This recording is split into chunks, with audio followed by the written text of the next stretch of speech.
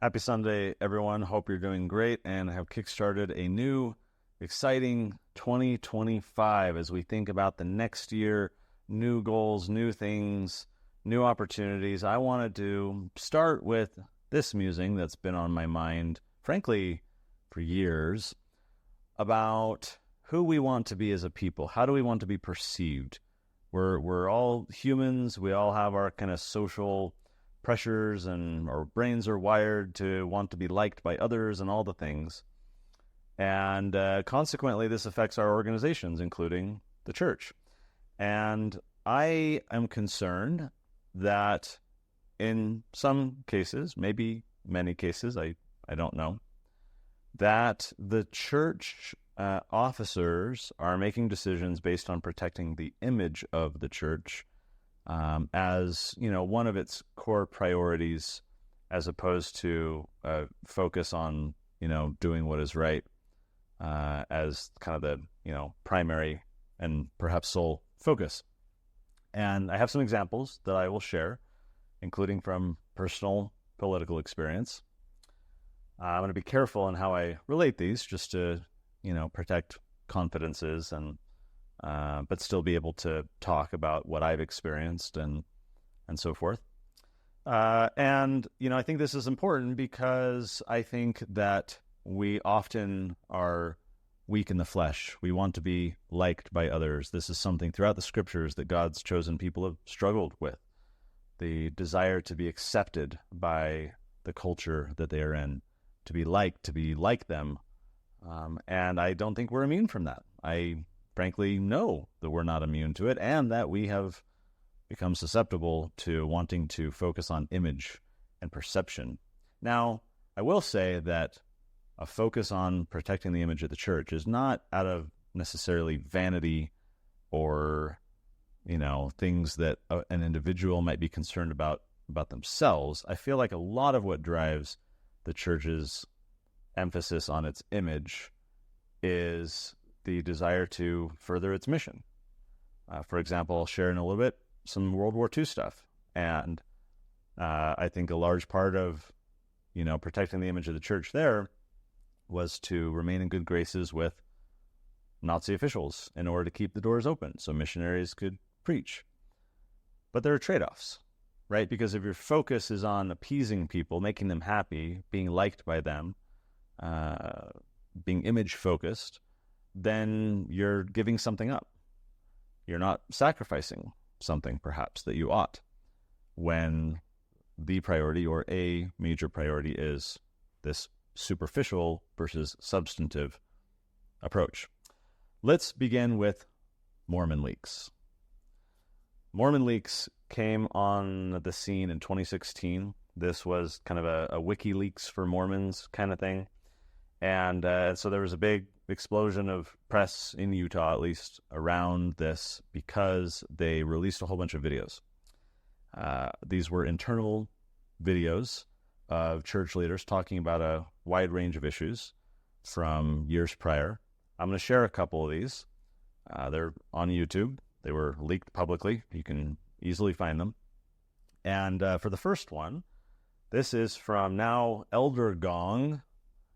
He's presenting to some of the Quorum of the 12 in 2011, and he's talking about cybersecurity and WikiLeaks and the threat that the church might have as a large institution from a security standpoint to protect, its intellectual property, protect its confidential documents, and so forth. So let's take a listen to now Elder Gong back in the day with his presentation.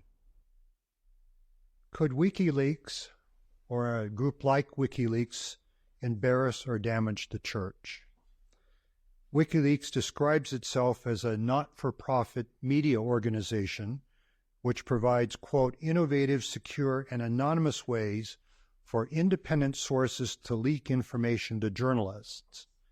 In other words, it's dedicated to radical involuntary transparency, or another way, to providing untraceable and uncensorable ways to expose the secrets of governments and corporations.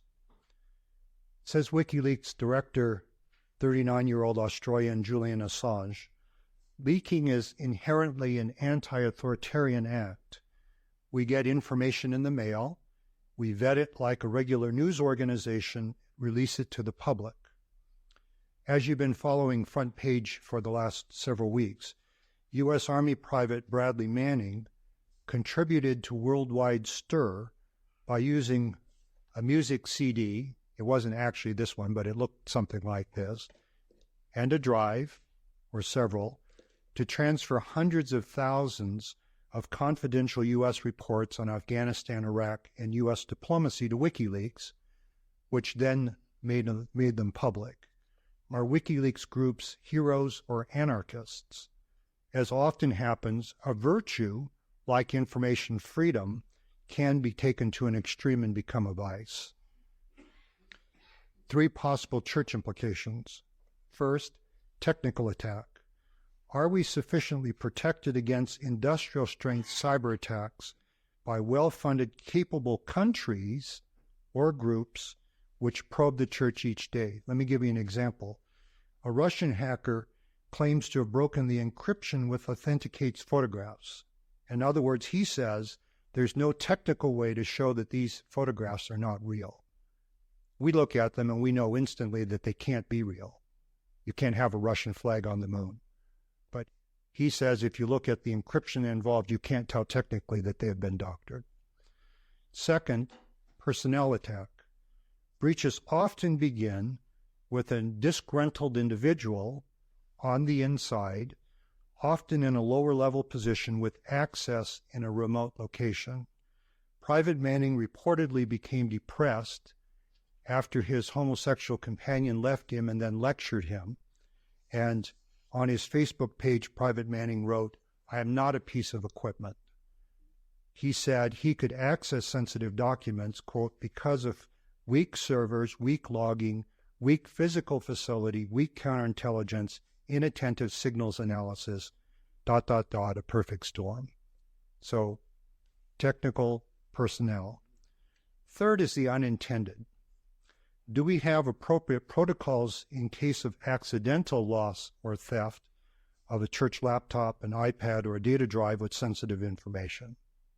A question that's worth asking frequently, I think.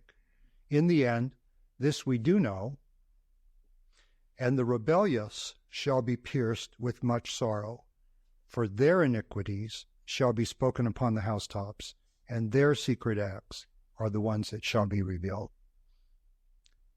Comments? Questions? I've forgotten where the sergeant is now. He's in solitary confinement. They're worried about him committing suicide. I think what they're trying to do is to build a case that perhaps there was some solicitation of the material.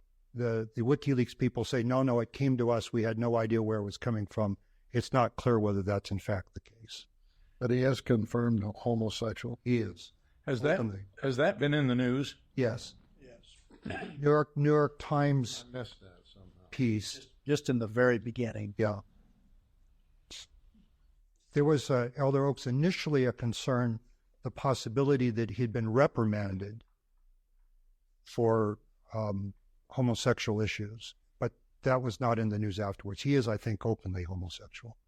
And the reports were, as Elder Cook was mentioning, that his companion left him and he became depressed, and that seems to have been, based on his Facebook writings, one of the features that caused him to do what he did. The reason I ask the question is not related to this presentation, but I'm suspicious that the news media cover up anything involving homosexuals when it would work to the disadvantage of the homosexual agenda and so on. And I just wondered if there was some of that in this. It was in the collateral press, and New York Times covered it as well. Thank you. Is it required that all these bright stars that invent all these processes are corrupt? Surely it must not be the case that everyone who is bright in inviting things is corrupt, but clearly some are. Specifically, the ones that have... My own sense is you listen to this particular man, Julian Assange, the rhetoric is surely a nice idea that there should be freedom of information, but when you listen to him, you get a feel from him. You get a much more of the anarchist than the freedom fighter. Was he gay? I don't know. He was under indictment, as you're alluding to, for sexual assault, but it seemed to be rape charges that he was coming under, not for being gay. Well, thank you, I think.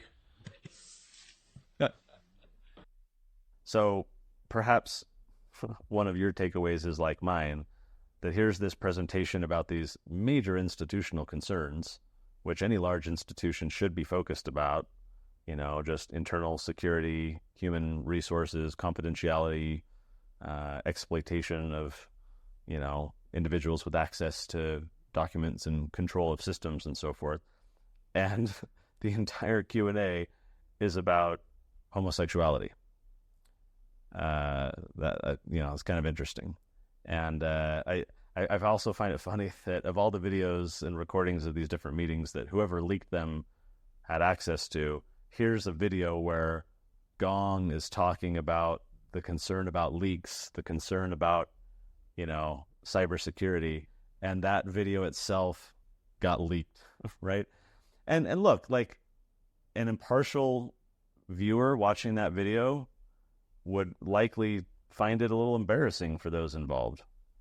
I think that's a fair assessment of the video, given the questions being asked and their tone and the conversation and the lack of, here's these old guys who are just hung up on this one issue and they're not talking about the, other issue. So that's kind of interesting. And I think, it's not unreasonable to conclude that it's a little embarrassing for the image of the church to have those private discussions out there to reveal how these types of conversations by our leaders go. Let's do another video. This was from the prior year, 2010, on a topic of personal interest that I will talk more about in a moment, and that is the marijuanas. Gong, again, is presenting. He's talking all about the various initiatives in different states at the time to legalize either so-called recreationally or medicinally cannabis. And so let's watch a clip from that video. Fourth, public opinion, of course, changes over time, and it's particularly changeable when well-funded and well-organized single-focus interest groups lobby over time through clever national and local legislative, executive, and judicial strategies. These, of course, are the public opinion no on marijuana and yes on marijuana. I was struck that we sometimes focus on the high-intensity battle, but we also have to make sure that we win the long-term war. You can win each battle along the way, but if you miss the long-term war, then we end up in the wrong place. Church implications. I happened to be in California last Tuesday on Election Day. I was reminded of the ongoing opportunity to help our members and their families understand gospel doctrinal reasons for the hope within them. We generally define, to take a specific example, the word of wisdom to include tea, coffee, alcohol, and illegal drugs. Common sense dictates that not every foolish action needs specific admonition, such as not jumping into an empty swimming pool. That said, I wonder if it makes sense, if it would be helpful to our seminary students or young LDS members in California or elsewhere to be clearly reminded that popular classification of a substance as legal or illegal is not what determines obedience to the word of wisdom. And it raises, of course, the question of medical use of marijuana. Today's update, comments or questions? Ellen Nelson. Elder Jay Jensen and I had a priesthood leadership conference in Colorado Springs last Saturday, and it was time for their question and answer session. The very first question was medical marijuana, church's position. That's never happened to us before. This morning, physical therapist that I work with, who also is hosted at the hospital in Logan City, has a patient, 27 years old, who has one tooth only. He's unmet. And he said that the woman comes to see him once in a while with about a 3-year-old girl. But just wasted. I can't understand our great emphasis on getting rid of tobacco as it start a project to increase marijuana. So inconsistent. All right, so a few quick thoughts and then we'll move on. Before this clip, Gong was bashing, he referred to it as so-called medical marijuana. Like, it was clear that there was like a institutional opposition that he was representing to even the concept of medical, which relates to my own experience fighting the church to get medical cannabis legalized in Utah. We'll talk about that in a second. I find it odd that he claimed that, not surprising, but I object to his claim that the word of wisdom means no medical cannabis, right? This modern interpretation about tea and coffee, which aren't even in the word of wisdom at all, right? And like, oh, cannabis too, clearly is prohibited by the word of wisdom, except it's not. I found it interesting that then Elder Nelson was saying that they've never been asked, or had at that time never been asked this question before. Of course, he was a key player a few years later as president of the church when we were doing our initiative in Utah, and was personally responsible for strengthening the church's opposition to our initiative. So in that 8-year span of time, or 7-ish, clearly, he and they had gotten more involved. I thought it was odd that President Packer, who was president of the Quorum of the 12 in the video, was talking about meth and this person with one tooth. Like, again, just if I'm looking at this as an impartial observer, I'm like, these are like these old people who, you mentioned, and then Elder Perry, right? I don't understand why we fought nicotine and cigarettes and now we're allowing this. Like, just no knowledge, no whatever. Like, it screams of like, old man yells at cloud type of meme, right?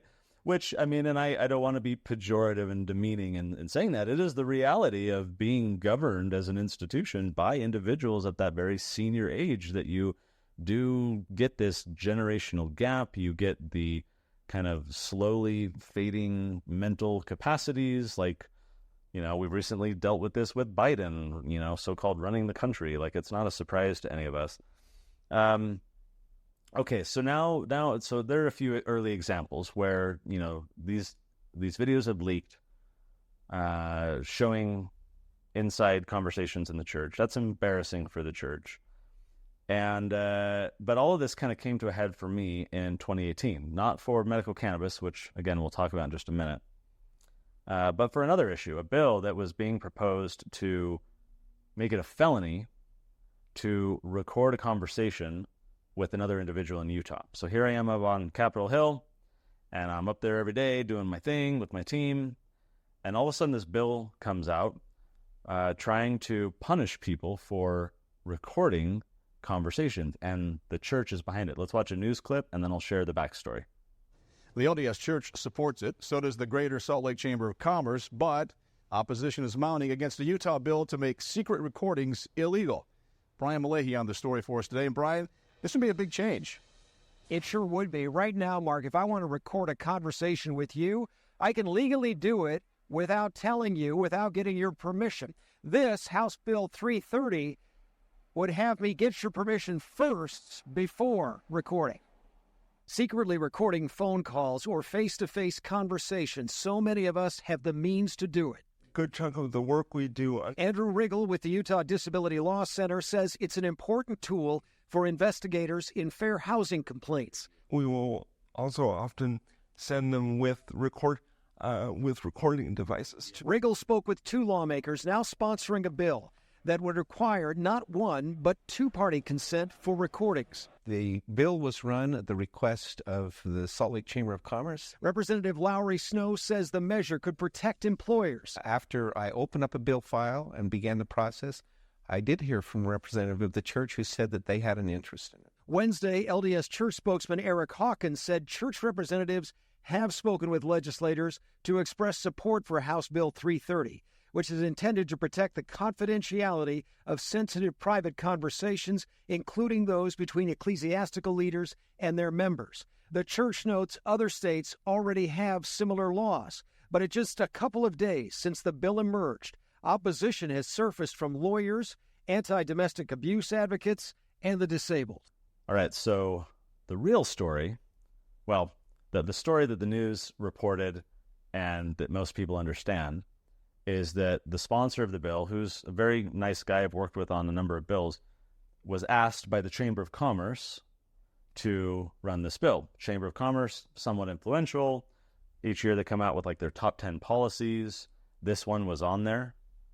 Of course, when we saw that at first, it was like, why does the Chamber of Commerce care about private conversations being recorded? Is it like recording your boss or something? Like they never articulated anything. There hadn't been anything in the news. There was no clear reason why the Chamber of Commerce, which looks after business interests, taxes, regulations, like all the things, like why this issue, right?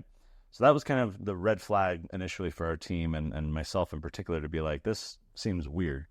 And so, then the church comes out and says, oh yeah, we, are supportive of this bill. So that's kind of the public narrative is that the church was like this passive participant in saying like, yeah, we like that bill, right? The real story is a little different.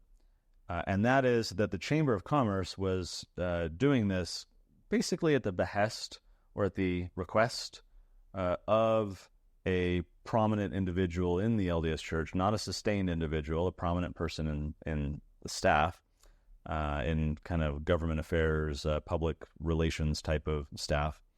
And that individual had, basically said, hey, this, might be a good thing that we'd support. Of course, the Chamber of Commerce then ran with it, and because they're buddies with the church, just like several other institutions in the state, to kind of be in good graces and whatnot. So the chamber sponsored the bill kind of at the request of the church. So why would the church care about this? Well, you have to understand the context at the time. It was just like a year and a half prior that Jeremy Runnels, who was the author of the CES letter, which is trash and bogus, and I've done a musing on before, and there's plenty of responses to the CES letter that show how ridiculous that document is, but you're familiar with the story, his document, I'm sure. And so he was sent to a disciplinary council, which he secretly recorded. Now, I actually don't know off the top of my head if he's in Utah. I didn't look that up before this. Many other states have similar laws to Utah's, which says that you can record any conversation in which you are a participant.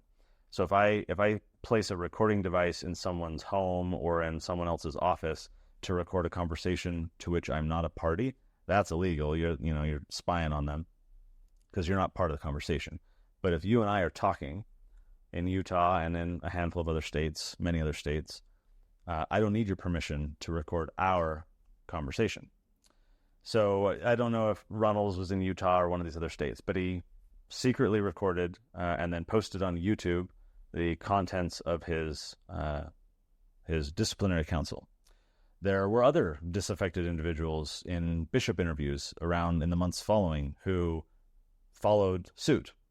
And so you'd get these little pop-ups in the kind of anti-ex-Mormon community with John DeLinz and others calling for people to record, right, and openly soliciting these videos. So there was this period of time when these videos were coming out.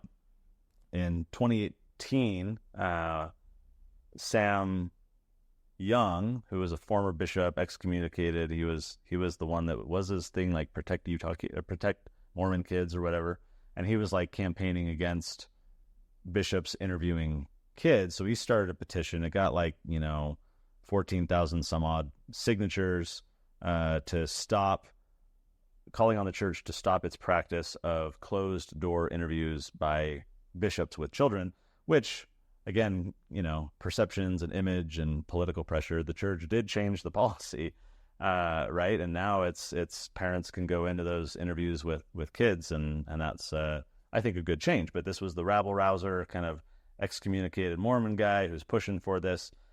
So that's happening in 2018, and dealing with these closed-door bishop interviews. And so there's a lot of attention into these private interviews, whether from this petition saying stop doing closed-door interviews, or Runnels and his, allies secretly recording their conversations and then publicly releasing them and making church leaders, look dumb or whatever.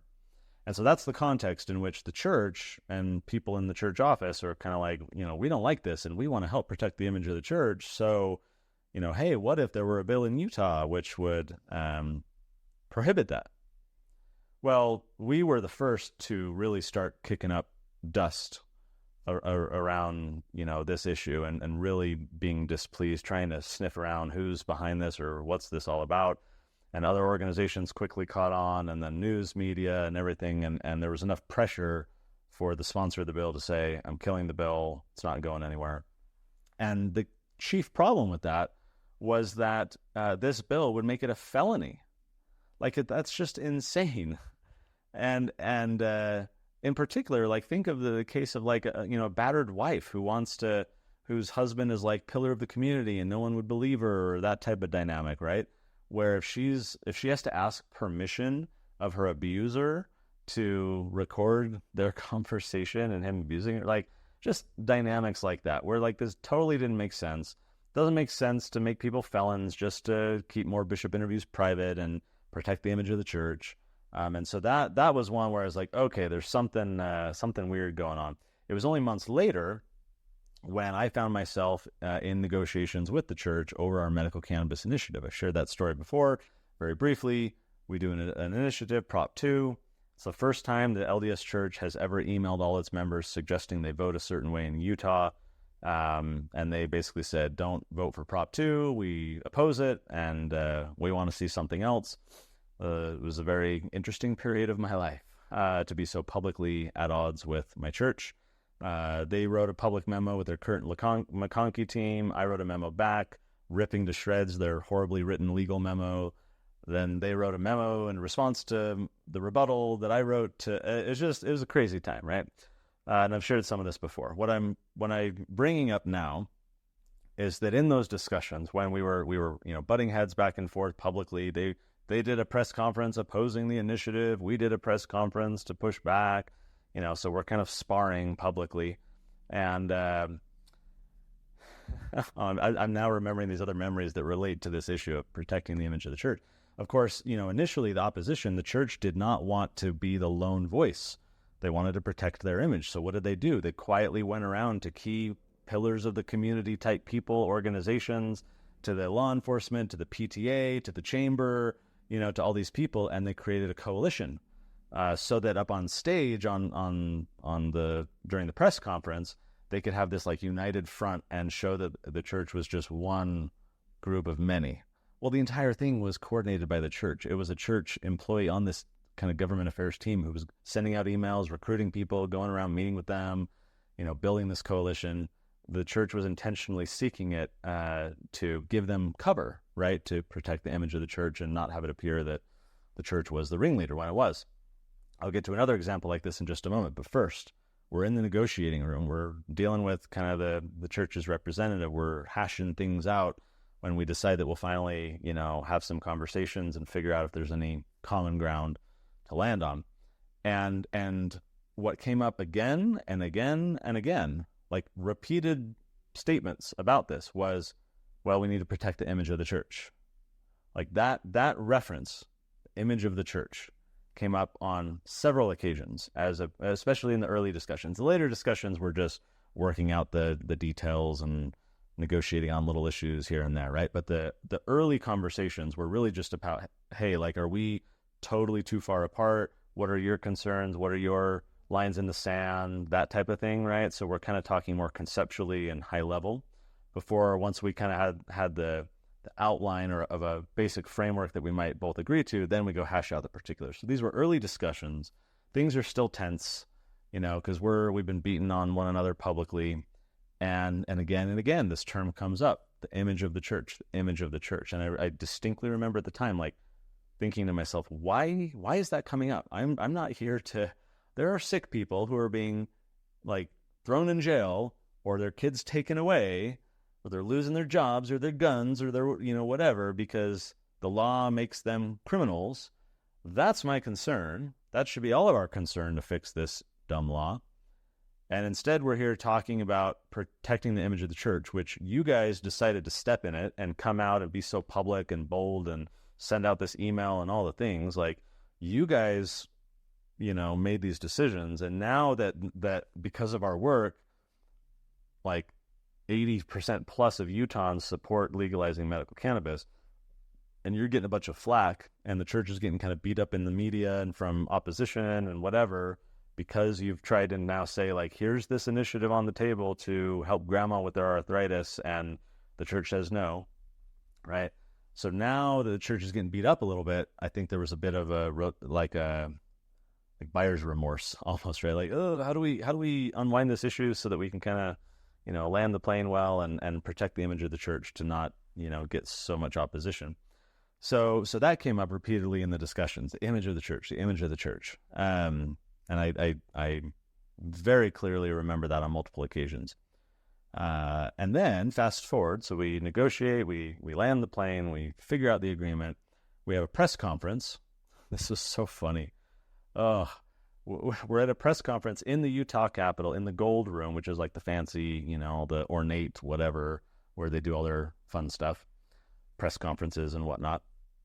And I'm sitting up on the kind of the front row with all the people who are going to be speaking, right? There's an audience there, tons of news cameras. It's a big hoopla, right? Because it's like weeks before the election when people are going to be voting on Prop 2. And at that press conference, we announced that we had come to an agreement and that whether our Prop 2 won or failed, that we would all be pushing this consensus bill. So whether Prop 2 passes and then the legislature would repeal that and put this new framework in place, or if Prop 2 lost, didn't become law, but then the legislature would still move forward and implement this program. So that was the agreement with the governor's office, with the Senate leadership, the House leadership, the LDS Church, and us. Said, we're going to do this regardless of the, position on Prop 2. And as a result of that negotiation, the church stopped fighting against Prop 2 because they'd already agreed that who cares about Prop 2 now? We're going to put this new framework in place. And similarly for us, at that point, it was kind of like, well, let people vote however they're going to vote, but it's basically like, going to be nullified by this consensus agreement that we got secured. So we're at the press conference. Again, media, all these like little stakeholder kind of people are sitting in the audience. And I'm up there with DJ, who's doing the initiative with us. He ran the Utah Patients Coalition. And so it's him and I up there. I think he's on one side of me. And down here, we've got like Elder Gerard. I mean, you can find the clip online of this interview. You've got like Elder Gerard from the 70 over there. You've got, who else? I can't remember who else from the church was there. You've got the governor. You've got the, president of the Senate. You got anyways, we had the politicos there. Well, who am I sitting next to? I'm sitting next to Bishop something or other from like the Salt Lake Episcopalian Church or something like this. I don't even remember. I've seen the guy up on the hill because he's worked on some other like interfaith issues or whatever. But he's like this random guy who has never had any relevance at all, like zero. And I'm not exaggerating. At no point has he been relevant to anything dealing with the medical cannabis initiative. And I'm sitting next to him up on the stage with all the who's who of like the key players, right? Because we were all going up to the podium one at a time to speak our piece and say, hey, yep, we agree. And here's why. And here's, why people should be okay with this. So everyone kind of had their angle on it. And everyone was speaking on it.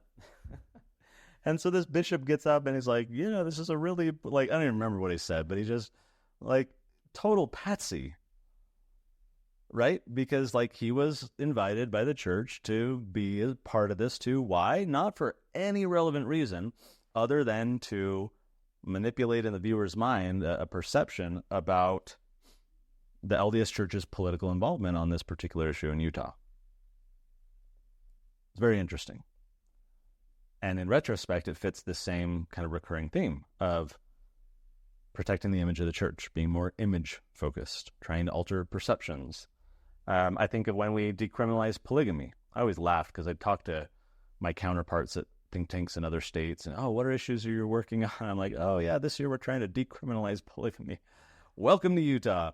And, talking to the church officials, it was very clear, especially when we first started the year prior when we failed and then we came back and did it again. But there was resistance to even touch the issue because the church didn't want the news stories. They didn't want the attention. It was very clear that the church would rather this bill not exist, right? Just kind of, we want that to be swept under the rug. We don't want people thinking polygamy asking the church for comment on polygamy stuff. Like we would just rather this bill not exist. That was the kind of request and perception. We moved forward and got the bill passed. I think more recently about President Nelson during COVID calling on everyone to be good global citizens. Like, what does that have to do with anything other than kind of being part of like, oh, we want to be good team players with the World Economic Forum or whatever, right? Like, we're good global citizens. Like, I think that's kind of an image, focused thing. The World War II example I wanted to bring up, I've shared this book before, Moroni and the Swastika. It's been a little while. This was a fascinating book. I highly encourage y'all to read it. The guy is a historian, not a member of the church. There were a few things in here where I'm like, that's worded, wrong, or I disagree with that. But like 98% phenomenal book talking about the relationship between the LDS Church and kind of Nazis and Nazi Germany and so forth. So I want to read just a portion of this book that relates, this is from the introduction, that relates to this issue of protecting the image of the church. Because I'll read it first and then I'll expound. So it says that the Mormons in pre-war Nazi Germany established a pattern for dealing with problems posed by the government. At first, a challenge would arise that threatened the Mormons' ability to continue worship, church activity, or missionary work. In the course of solving the problem at the lowest level of government officialdom, new opportunities would occur to exploit mutual areas of interest between the church and the regime, such as genealogical research and basketball. And then he describes later in the book how those two programs were used to try and be like, hey, Nazis, we like the same things you like, so you should like us. Often, articles would appear in a church publication, including the church section of the Deseret News, the Mormon church-owned daily newspaper in Salt Lake City, which celebrated the success that the Latter-day Saints were enjoying in their relationship with the National Socialist government. At the same time, the news columns of the Deseret News were running wire service stories that detailed the persecution that Germany's Jews were experiencing. The steady rhythm of disturbing news from Germany never discouraged the newspaper's religion section from publishing articles and pictures that celebrated the burgeoning relationship between the Mormon Church and the Nazi state. In 1937, a picture of the prophet, seer, and revelator Heber J. Grant seated in front of a large swastika banner during a banquet in Frankfurt appeared in the Salt Lake City daily newspaper. That was 1 year after a similar picture of the European mission president, Joseph Merrill, speaking at a Berlin podium adorned with a large swastika, ran in the same publication. Lots of other nuggets, insights here, including a quote that I've shared previously from then Elder Monson. If you don't know, you should know the story of Helmut Hubener, the youngest person to be formally executed by the Nazis. He was a young Mormon boy. He was 17 when he was killed. Angel Studios is doing a movie that's coming out later this year on his story, which I'm so excited about, and I'm an investor in, and y'all should watch. Now, Helmut Hubener's story has been of particular interest to Mormons here and there over the decades, including some who, I think this was in like the 80s or something, at BYU, did a play, and he talks about it in this book. There was this play, but there was all this pressure because this was before the Berlin Wall fell, and so then there were some Germans who were like, and so Monson steps in to shut it down, and they shut down this Hubener play because they don't want to offend people in East Germany or whatever, and so when he gets this pushback, Elder Monson's like, I'm paraphrasing, but his quote is something like, I don't get why it's so important to dredge up the past like this. Why can't we let, dogs lie type of thing? That was the gist of what he said. I didn't prepare and get that exactly. And I remember reading that. I was horrified. How many times does the Book of Mormon talk about remember, right? Remember. The whole purpose of the scripture is a historical record to help us learn from the lessons of the past, the mistakes of the past, especially so as not to repeat them. So of course we should remember. Of course we should dredge up the past, the warts and the bruises and the bumps, because we don't want them to reoccur. And yet these actions are often taken to protect the image of the church. Oh, we don't want the, East Germans, the commies to be upset with us. So let's not celebrate this hero who was one of us. And what was fascinating, especially reading the book, was the the marked difference between our church and the Jehovah's Witnesses. I'm not going to spoil it for you. Talked a little bit on it a few years ago in early musings, but the book is really good. You should go read it. Let's conclude with a few quick scriptures that talk about this issue and relate to why I'm concerned about it. Of course, we know 1 Samuel 16:7, for man looketh on the outward appearance, but the Lord looketh on the heart. We become obsessed with the outward appearance. That becomes our focus, protecting our image, protecting the image of our organizations, of the church itself. But the Lord looketh on a heart. How is our heart? Are we doing the right thing? Are we focused on the right things? Matthew 23. This is a well-known one. Woe unto you, scribes and Pharisees, hypocrites, for you're like unto whited sepulchres, which indeed appear beautiful outward, but are within full of dead men's bones and of all uncleanness. Even so, ye also outwardly appear righteous unto men, but within you're full of hypocrisy and iniquity. So again, if we're protecting the image of the church, if we're protecting our own image, we're focused on superficial perceptions and not substantive problems that may need correction. Galatians 1, for do I now persuade men or God? Or do I seek to please men? For if I yet pleased men, I should not be the servant of Christ. Right? It's like Covey said, the most important thing is to keep the most important thing the most important thing. The most important thing is God, our loyalty to him, no idolatry. He's a jealous God. We don't want to serve two masters. We don't want to be, caring about perceptions or worldliness and all the things. We should focus on doing what is right. D&C 3. For behold, ye should not have feared man more than God. Although men set at naught the counsels of God and despise his words, yet you should have been faithful. And he would have extended his arm and supported you against all the fiery darts of the adversary, and he would have been with you in every time of trouble. John 12, nevertheless, among the chief rulers also many believed on him, but because of the Pharisees they did not confess him, lest they should be put out of the synagogue, for they loved the praise of men more than the praise of God.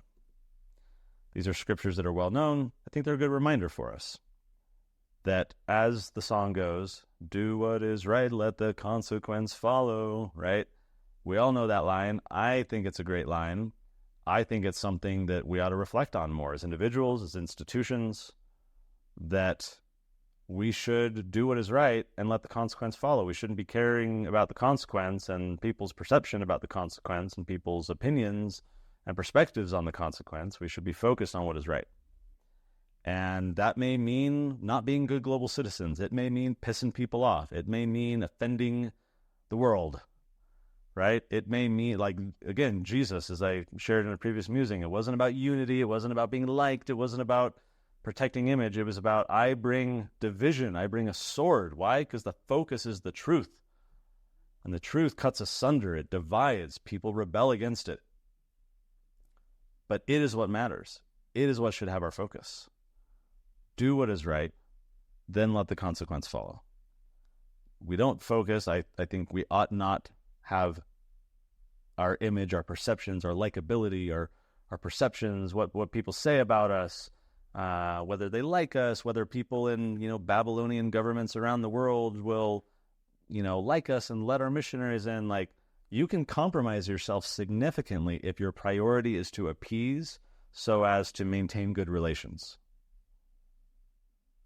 Right? You can significantly water down what you believe and what you stand for if saying something that might offend someone else, is the risk equation for you. Like, we have to decide, I think, what is more important: to be liked, to get access, to be friendly, to be like unto all the nations, right? To be friendly with all the nations. Is that the priority?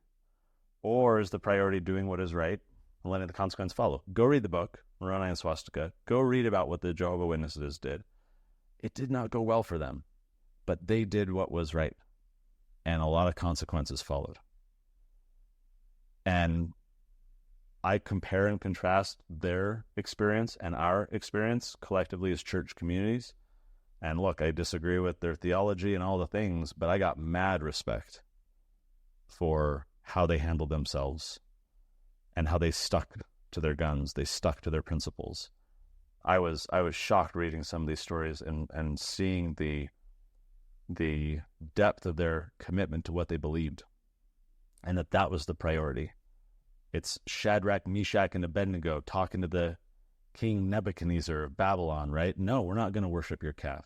Yeah, I get you're going to throw us in the furnace and burn us to death, but God will be with us, and God was with them. And Nebuchadnezzar was so shocked and surprised that he pulls them out and then promotes them in greater positions of authority in his government, right? But it's Shadrach, it's Meshach and Abednego, it's Daniel in the lion's den. It's people that aren't appeasing those in power, appeasing the Caesars of the world, trying to be friendly with the Nebuchadnezzars of the world. No, like, what is it? It's do what is right and then have confidence in God with the consequence that follows. Tell me what you think about this. Am I off base? Am I being too picky? A lot of this is from personal experience, thinking about my interactions with various church officials dealing with political issues and perceptions around them. One final story to wrap it up that I just now thought of. This was, let's see, I want to say it's 2012. Mitt Romney's running for president again. Everyone's all like, oh, Mormon in the White House, right? All of that kind of stuff. And there was a legislator running a bill that dealt with guns. It was like telling the federal government, stay out of this, it's Second Amendment. We're protecting our, citizens' rights for guns. So it was like a pro-Second Amendment, pro-gun issue, pushing back on, the Democrats and the feds and their kind of gun control policy. So that was the bill. Well, who waltzes in to this elected official's office, but what were called at the time and still kind of called the home teachers, the two individuals from the church working in kind of the government affairs department who are the lobbyists to the legislature. They came into his office. This story was told to me directly by this elected official. I was not present. These other ones, I was involved in. This is secondhand from the elected official. And so they enter his office and they say, hey, you're running this bill, right? And he says, yeah. And they said, well, there's a lot of perception and concern in the media that the LDS Church controls the legislature and kind of dictates the outcomes. And we have some concerns about this bill, and we're worried that if your bill moves forward and gets support, that the media and others are going to think that the church is behind the bill because the church is behind the legislature's activities. So, we would prefer if you didn't run your bill, right? And that was the order they had come to give, the request, typically what they'll do is they'll give kind of the courtesy of talking directly to the legislator, but then they go talk to leadership, who they're like this with, and then they make sure that, leadership can kill the bill if they want. So this elected official, this legislator, to his credit, says, now, wait a minute. Let me make sure I get this straight. Out of a concern for the perception that the church influences politics in Utah, you are standing here in my office in Utah influencing politics.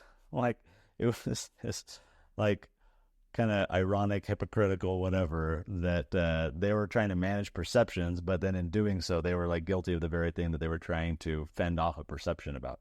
Just another story. I've got others that they're either not mine to tell or that I choose to keep to myself, but these are the ones that I did want to share, and I think it's a reasonable concern. I'd love to know what you think in the comments. I think, if we're doing what's right, we can stand our ground, then who cares if someone leaks a video? Then who cares if someone says something mean? Then who cares if, a politician closes the borders to missionaries for, a few years or decades until, things change? Like, I think the priority ought to be standing our ground, not watering down our principles, not diluting our doctrine, not trying to be friends and work our way into the globalist, halls of power and so forth. So, am I off base? Tell me what you think. Happy New Year's. We're heading into 2025. Again, as I said last week, I've got a bunch of exciting stuff planned. So I'm excited. I'm pumped for 2025 and Sunday musings in particular. Thank you, as always, for listening and sharing, sending your ideas and feedback. I love all of it. I read everything, even though I can't always respond. I'll see you guys next Sunday.